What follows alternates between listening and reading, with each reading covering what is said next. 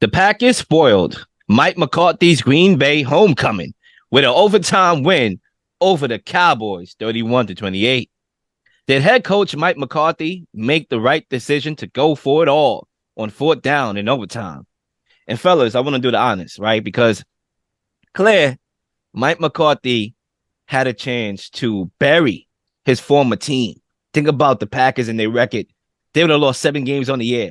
He had an opportunity to bury his former team, but instead he gave them a heartbeat. Now, to answer the question outright, with that being said, I don't think it was the wrong decision to go for it all.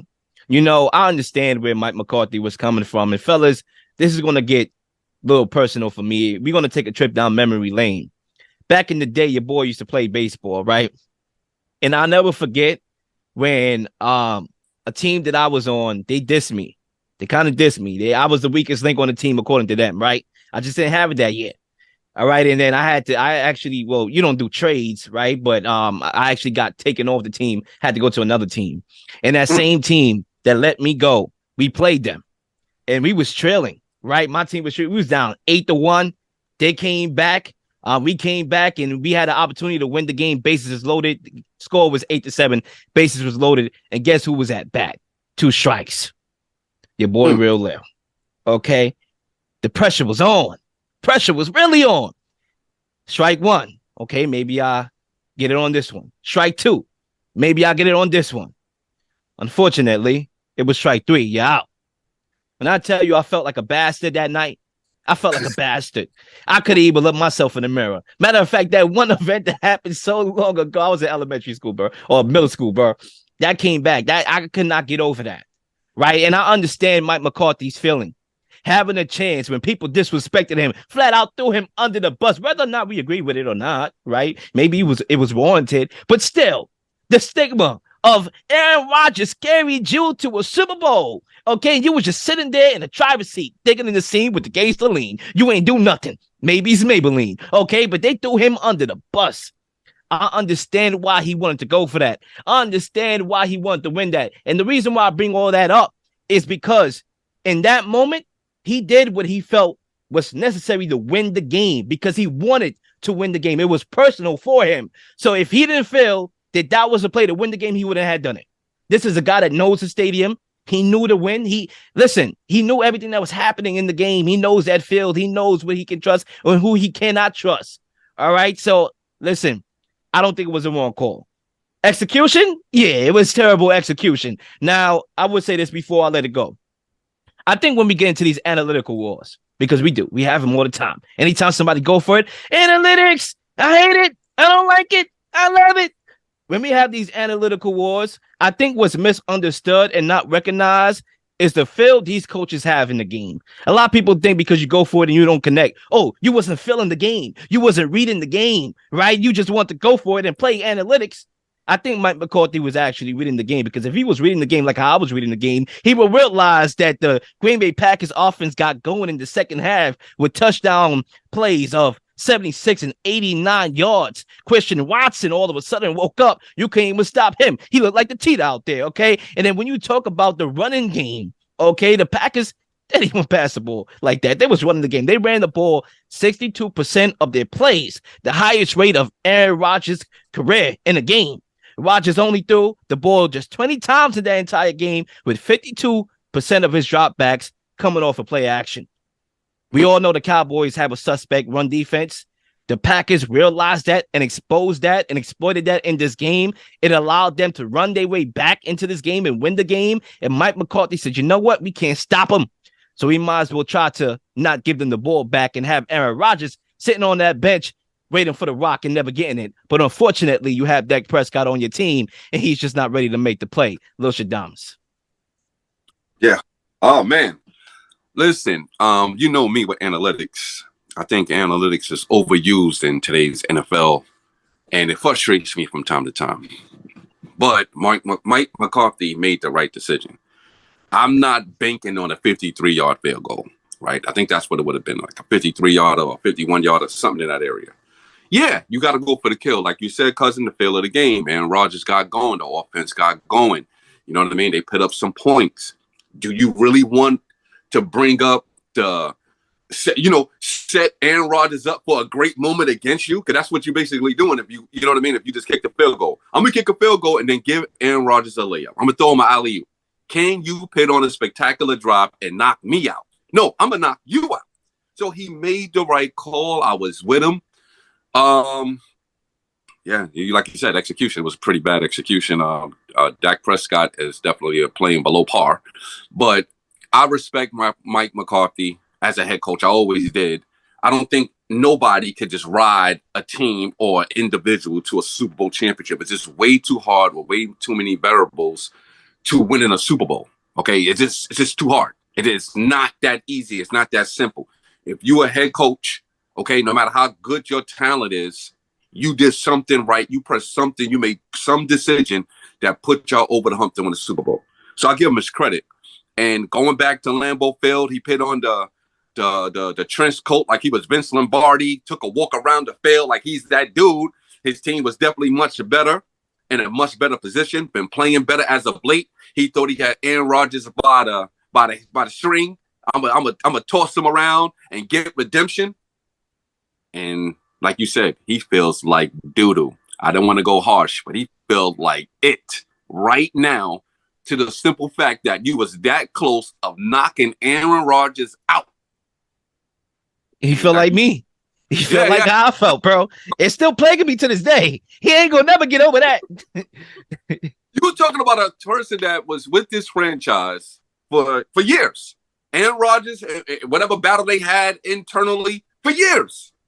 And I got an opportunity to knock him out and don't do it on one play. Oh, it's hurtful. It's real hurtful. And right now, like you said, he's probably right now, head under the pillow, crying his eyes out. It is what it is. But he made the right decision. The biggest knock in Mike McCarthy's career is that he trusts his players way too much to execute. That is the biggest knock in Mike McCarthy's career. It's not because he doesn't have the schemes, that he doesn't have the plays to make to properly get everyone involved. Is that he trusts guys way too much. That was the knock when he was with Aaron Rodgers. You trust Aaron Rodgers way too much to make the plays and do what he needs to do. Now, years later, Aaron Rodgers is like, yeah, I missed that system where I'm able to send guys where I want to send them, and the game is entrusted within me and not in the motion of the game and schemes. And I think this play, I think for at least ever since I've been locked into football, like I knew the game and I knew how to read it intensively at an intelligent level. The last 17 years, the Cowboys players have not been cannot execute. Like it's just been like the last 17 years. These are guys who they need schemes. They need the intellectual plays and the coaching scheme to get these guys in the right places. And that's been the Cowboys for many, many years since I've been watching football intensively. That's been the Cowboys players. And I think, unfortunately, if this was any other team, I would say Mike McCarthy made the right play. He made the right call. But Dak Prescott has showed us he cannot be trusted to make the right plays. He needs the schemes. He actually needs LaFleur actually to get these plays and going for him, to get the motion going, to get all these different factors to help him win the football game. Because when you see the last play, he does a drop back. He's comfortable for a little while. You're gonna tell me there was nobody open, that there wasn't a single guy available on 4th and 4, and then he tries to run out inside the pocket and gets stuck because he's not fast enough to evade a defensive lineman. It was really bad for that offense. It looked really bad, and you feel for Mike McCarthy, like, damn, this is the play. And unfortunately, maybe he should have just kicked the field goal. He should have just let the kicker kind of brought the pressure of making a 53-yarder, because Dak Prescott cannot be trusted. He has shown us since that shoulder injury. And remember, he had a stint when he was playing great football. Dak Prescott had a little stint when he was playing good football, but then he got hurt. And ever since that injury, Dak Prescott has not been playing good football at all. He's actually been playing really bad football. The guy cannot make throws, and he hasn't been able to make great decisions as the quarterback, as the guy throwing the football. When anybody named Cooper Rush comes off the bench and looks way better than you, the guy who's getting paid top dollar, that's not a good look. So, for me, as much as I would like to say Mike McCarthy made the right play, he has to understand that his players cannot be trusted to execute. And I think that's why he made the wrong decision, because the Cowboys players have shown us time and time again they cannot execute when the game is on the line. They need the proper scheme to make the proper plays and to make the proper decision. So for me, I'm going to say Mike McCarthy did not make the right decision for going for it. I mean, look, That wasn't a bad take at all. Yeah, It wasn't. Good. It wasn't a bad take. Now, the only difference that I would say with what you said was, look, I agree. Dak Prescott is not a good quarterback. I actually think he's the most overrated quarterback in the National Football League. And to some extent, I believe, although everything you said about coaching has been right, they really never had a good coach since, I don't know, what, Jimmy Johnson, possibly? I mean, do we have to go way back? Because you've been on this earth longer than me. Do we have to go way back? Parcells was a good coach for them, though. He's a good coach.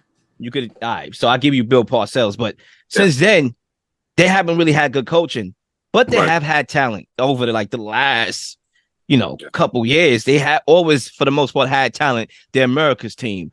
And sometimes your talent have to make a play. Sometimes Dak Prescott has to make a play. If he's making all that money, he has to make a play. And he didn't. And in this game, I mean, this game reminded me of, so wholeheartedly, it reminded me of last year when they played the Chiefs. Y'all remember, the Chiefs were struggling at one point last year, and they were 6-4.